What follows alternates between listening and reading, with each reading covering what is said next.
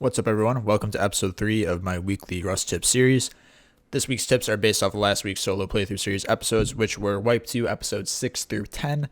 Be sure to check out the other episodes on the channel to get all my current tips and subscribe to make sure you get the latest ones. Anyways, let's get started. So from what I have noticed with the locked crates is that when they get dropped off at a monument by the Chinook, they tend to always drop at the same monument for the entire wipe over and over again. At least this is what I noticed with weekly servers. I can't confirm this for like monthlies or bi-weeklies, but from my experience on playing on weekly servers, official vanilla ones, if there's a locked crate at, let's say, water treatment plant, there's going to continue to be locked crates at that monument. A reason for this might be that the way the game's coded is they have like days, months, and years and time in Rust, and whenever a server wipes, it starts at the same date and time. So what I'm thinking is maybe after a certain date, it picks a new monument to drop the locked crate off at, and that's why for weekly servers, it always seems to be at the same one because it doesn't get to that later date, later in the week. Hopefully that makes sense. If it's confusing, don't worry about it. But again, I can't confirm this 100%. This is just what I've noticed. So if you notice that a locked crate is at a monument, it might be a good idea to maybe make a base near that monument so that way you can store some gear there, and then when there is a locked crate, you'll have gear sets to fight there. Consider placing a bag near a monument with a stash nearby with gear. This is good for monuments you visit often, so if you lose a fight there, you can immediately go back and try again. It is extremely common for people to do this with launch site. They'll have a bag nearby, they'll have a rad suit, a gun, and meds all ready to go.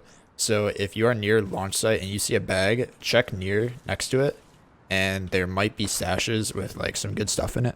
It's really common. It's not rare at all to have that happen to you and find that. So for that reason, if you are going to put a bag near launch site, I wouldn't put your stash like immediately next to your bag. Maybe like, for example, here, maybe put it in this rock or whatever, just somewhere easy to remember. They'll put it immediately next to the bag because, like I said, with launch site, it's extremely more common for people to do this. Horses are not only useful to help you get around the map really fast, they can be used to boost you onto bases, over walls, and monuments, and a whole bunch of other places where you might need a boost. Be sure to constantly check your surroundings and take note of them. The information you learn from doing this is what could end up winning you a fight or making sure someone does not get the jump on you. Alright, I'm just going to show you how I build my little triangular shelf thing. So whatever your base is, doesn't matter. In this case, it's a 2x1. But you can have your TC in a corner, and basically what you do is from the outside, build a foundation, a half wall, triangular floor, and it allows you to build a triangular floor here. Upgrade it, and now you have a little shelf. You can fit a ton of boxes. I'll show you guys that as well. And then when you're done with that, just come back outside here. You simply destroy this, and the shelf stays here. And now I'll show you how many boxes you can fit in here. And then using this shelf, if you have a garage door, this is what you can fit in there. So you can fit 5 large boxes, 2 small boxes, and a barbecue. And you can easily reach every single one of these boxes without an issue.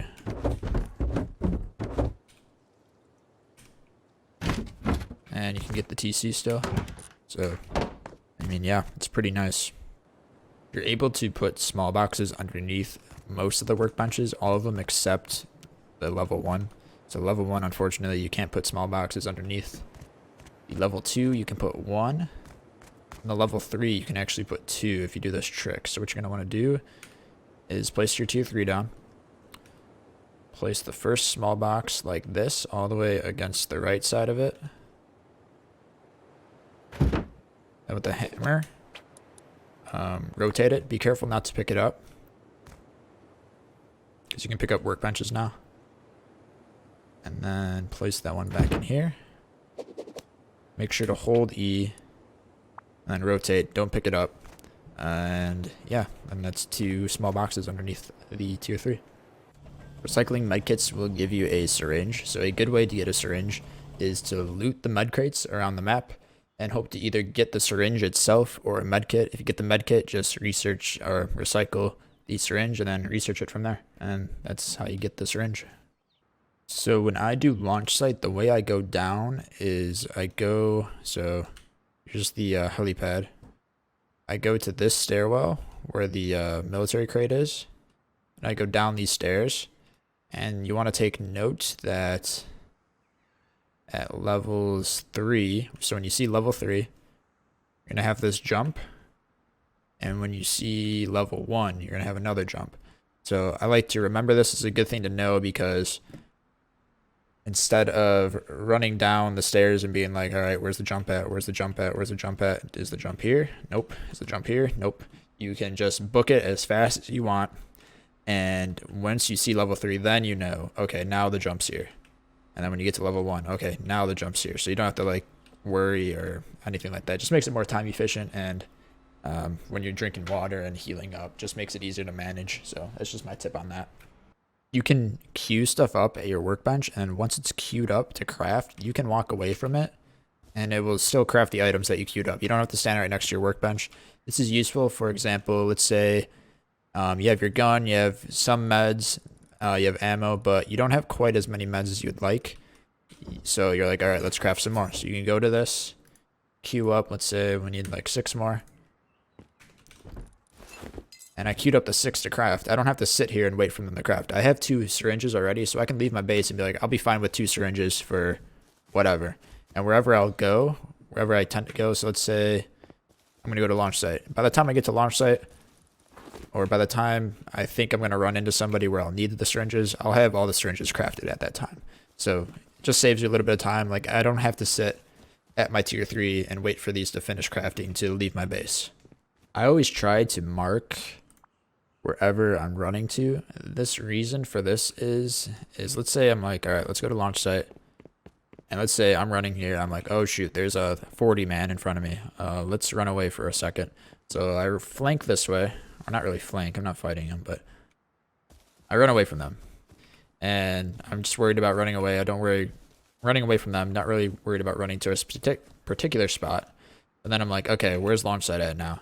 All I have to do is just look for my marker, and then I'm back on track to launch site. Instead of, you know, being like, all right, where am I at? Where's launch site at? Oh, I got to turn around. Okay, here we go. I mean, it's more of a personal preference thing. I like to do it. Just saves a little bit of a headache of figuring out where you ran away to and where you want to go now. Just makes it easier for me. Might be good for you, might not be, but just throwing it out there. And depending on the size of your base, you do not have to leave the research table and the repair bench out. They actually take up space. So what you can do is you can just store these in a box, and then when you want to use them, take them out and place them down. They don't lose durability or anything like that. So that's what I prefer to do if I can, especially my base is really tiny when it starts out. So if I want to research something, I pull it out, put it down, research what I need to research, then pick it back up. And same thing with the repair bench. If I need to repair something or skin something, put it down, do what I need to do, pick it back up, put it back in a box. So it just saves space. And another tip, 2 tips in 1 cut. You can cook cans, tuna cans and bean cans in the barbecue or a fire. Doesn't matter, the barbecue is more efficient for wood. But yeah, you get metal frags from it. And you actually get more metal frags from cooking it than recycling them. So if you want to be a little bit more stingy on, you know, efficiency, definitely hold on to your cans and bring them back to your base and cook them there instead of recycling them. Or if you're at Outpost, you can cook them in the barbecue there. There's a barbecue at Outpost instead of recycling them in the recycler. But yeah, that's that. Yo, thanks for watching this week's Rust Tips video. Be sure to check out the rest of the channel for more tips, monument guides, and a solo playthrough series. I stream on Twitch, so check that out as well. Join the Discord. If you want to see videos similar to this one, be sure to subscribe. Also leave a like. And if you have any questions, comments, or concerns, leave a comment in the comments section below. Thanks again. Peace.